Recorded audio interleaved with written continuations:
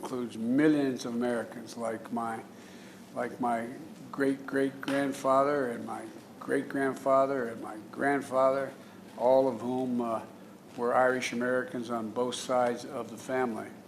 My grandfather, Ambrose Finnegan, who was a great football player, American football, and a newspaper man back at the turn of the 20th century, used to always say later when he was much older and I'd walk out of his home, he'd say, "Joey, remember, the best drop of blood in you is Irish."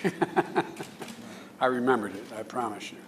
And because if I didn't, my grandmother, Geraldine Blewett Finnegan, would take me down.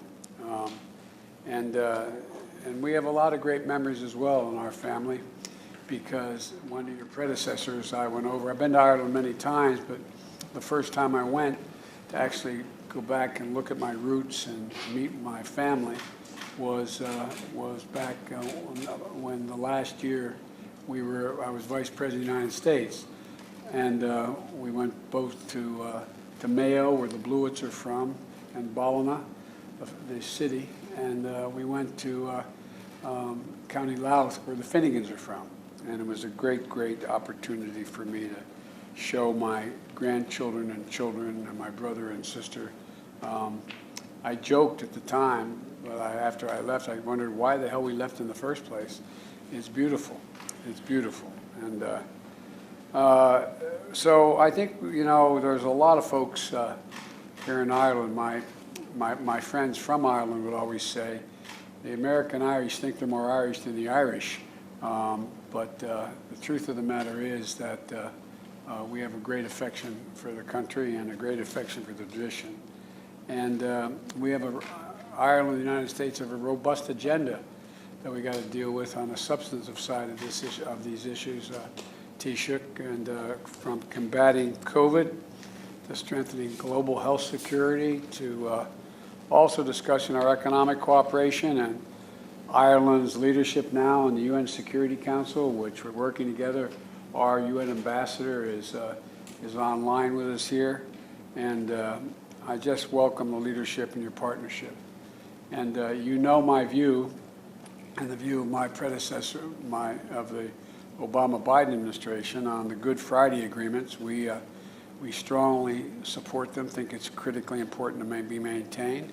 And the political and economic stability of Northern Ireland is very much in the interest of all our peoples, people-to-people ties. And I think the idea that we talked about renewing our partnership in the All-Ireland Consortium, Cancer Consortium, the U.S., Ireland, and Northern Ireland, it's a partnership that I think we can learn a lot from one another. It's one of the things that, as President Taoiseach, I am going to focus heavily on with our National Institute of Health on dealing with cancer. We've all been victims of it in terms of our families. We all know what it's like, and we're going to make major investments in NIH and cancer research and development, and I'm looking forward to working together. As a matter of fact, my relatives in Mayo just dedicated Loretta, one of my cousins, headed up the hospice effort for cancer, not just cancer, but hospice in Ireland. And they just dedicated a new significant facility to my son, Beau Biden, who died of cancer. And so everything between Ireland and the United States runs deep. Taoiseach, our joys, our sorrows, our passion, our drive, and our unrelenting optimism and hope. One of the few quotes that I've been given credit for in my career was, I said, but I mean it, maybe it's just my family, I said, we Irish are the only people who are nostalgic for the future. And I think we are.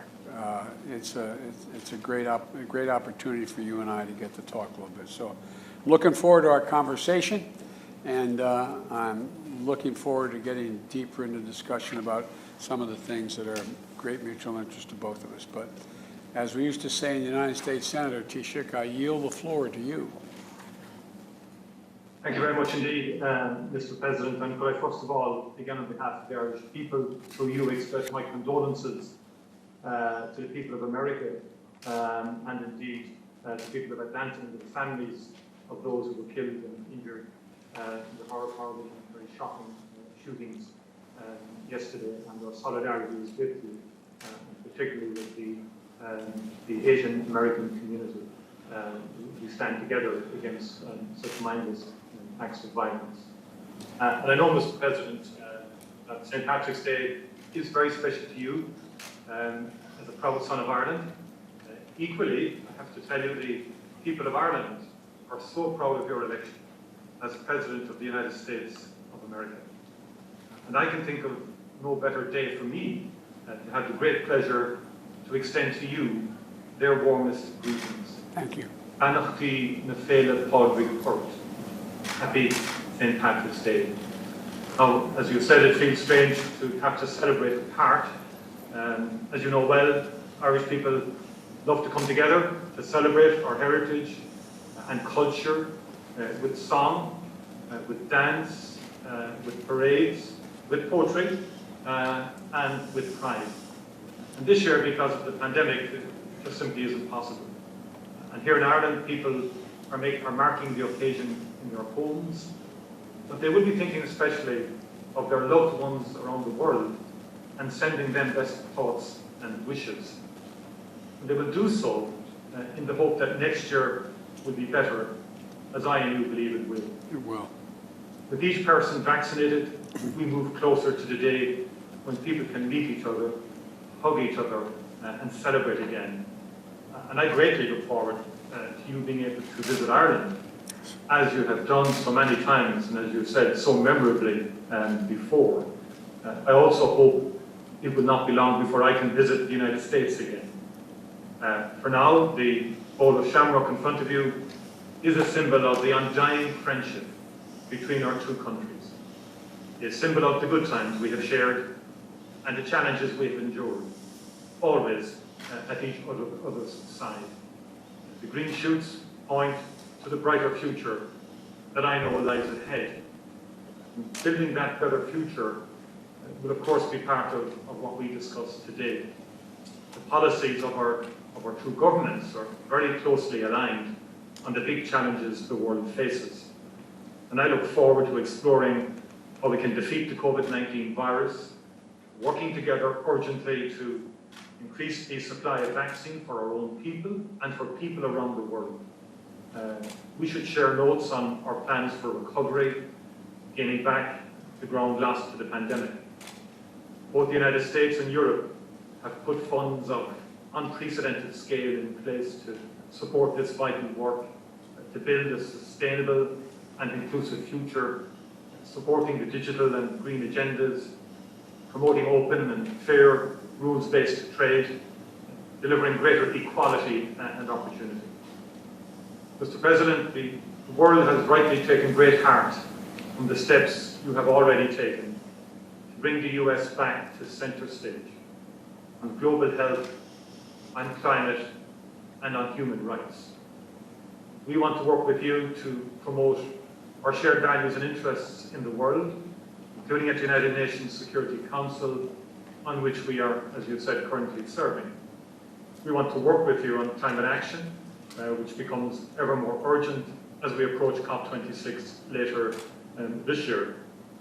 Today, I especially want to thank you for your unwavering support for the Good Friday Agreement. It has meant a lot, and it has mattered, including as we negotiated Brexit. With a new trading relationship now in place between the European Union and the United Kingdom, and a protocol that protects peace and avoids a hard border on this island, I want to move forward with a positive relationship with the United Kingdom. That means standing by what has been agreed and working together to make a success of it. And that in turn then can help maintain peace and promote greater reconciliation on our shared island, goals that I know you support. There are so many areas where the Irish and American people are already working together, and we will celebrate some of them here today. consortium through which our practitioners and researchers will pool their efforts to defeat cancer, that most pernicious disease. And I know it's very close to your heart in terms of dealing with that. The new initiative to share our poetry and bring it to newer and younger audiences that we will announce today. Mr. President, like you, I am fundamentally an optimist. We have all endured the most difficult year, but alongside the suffering and the loss, we have seen immense compassion, care and courage, especially from our health workers, our educators and our volunteers.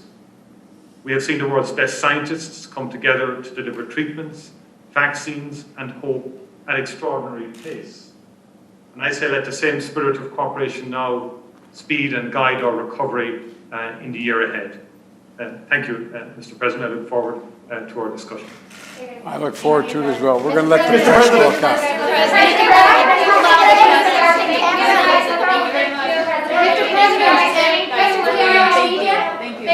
Mr. President, how concerned are you about the current impasse in Northern Thank you Ireland? guys, let's go, thank you. Mr. President, go guys, thank you. Let's go, thank you. Mr. President, thank you, let's go.